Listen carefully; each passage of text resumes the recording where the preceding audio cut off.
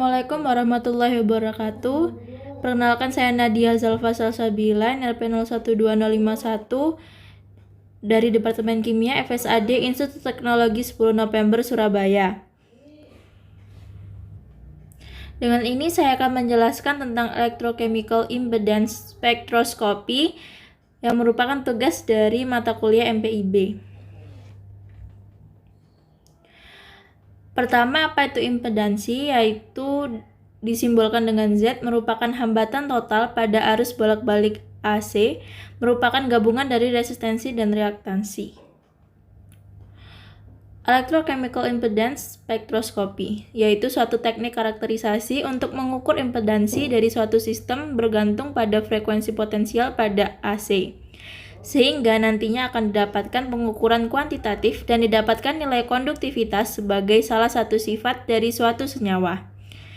EIS sangat berguna untuk menentukan sifat elektrik dan dielektrik dengan jangkauan yang luas dari suatu senyawa. Rangkaiannya sendiri yaitu ada sel elektrokimia sebagai tempat terjadinya reaksi kimia yang dihubungkan dengan spektrometer untuk memperoleh respon elektrik dari larutan elektrolit. 3 elektroda dipasang, yaitu elektroda kerja, elektroda counter, dan elektroda pembanding. Larutan elektrolit ditempatkan pada tempat sampel berbahan isolator seperti kaca atau plastik untuk mencegah terganggunya transfer elektron selama pengujian. Elektroda kerja dan counter untuk pembawa arusnya, sedangkan elektroda pembanding untuk sensor potensialnya.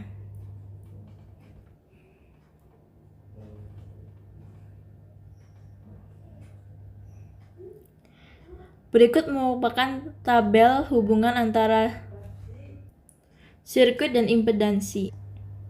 Karena impedansi merupakan kompleks, maka sering digunakan model sirkuit. Yang sering digunakan yaitu model Randall-Cell. Besaran pada pengukurannya itu ada RS, yaitu resistansi elektrolit dengan rumus berikut. RCT, yaitu resistansi polarisasi, dan double layer kapasitansi. RS, ketika tegangan dilewatkan ke larutan elektrolit dari elektroda kerja ke elektroda pembanding, ion-ion berperan sebagai resistor menghalangi aliran elektron. Potensial yang dihasilkan direkam oleh elektroda pembanding dapat digunakan untuk menentukan resistansi elektrolit dengan membandingkan tegangan input dan outputnya. Sifat-sifat seperti konsentrasi ion, tipe ion, temperatur, dan geometri pembawa arus akan mempengaruhi resistansi dari larutan ionik. Electrical double layer capacitance merujuk ke polarisasi dari muatan ionik pada sistem elektroda EIS. Jumlah muatan yang terbentuk berhubungan dengan area permukaan elektroda dan ukuran ion. Semakin luas permukaan elektroda, semakin tinggi juga nilai double layer capacitance-nya. Ketika terdapat perbedaan potensial pada sel elektrokimia, ion bermuatan akan bergerak ke elektroda dengan muatan berlawanan. Electrical double layer berada di antara permukaan elektroda dengan elektrolit. Lalu saat arus berlawanan terjadi desorpsi ion dan ion-ion saling tolak-menolak.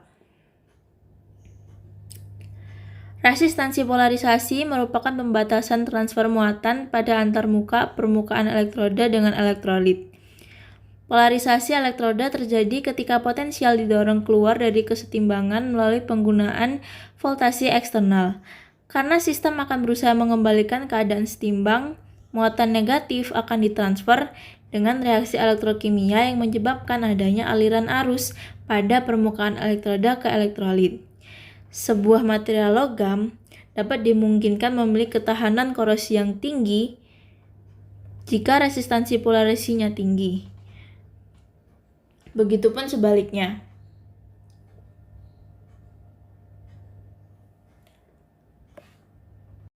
Nyquist plot.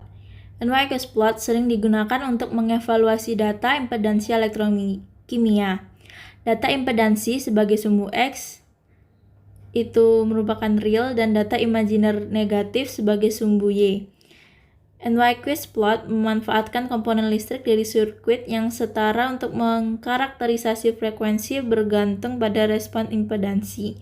Pada intercept frekuensi tinggi, nilai X memberikan larutan resistensi. Pada intercept frekuensi rendah, nilai X merupakan total dari resistensi polarisasi dan resistansi larutan. Oleh karena itu, diameter setengah lingkaran pada kurva tersebut akan sama nilainya dengan resistensi polarisasi. Berikut merupakan tabel aplikasi dari IIS.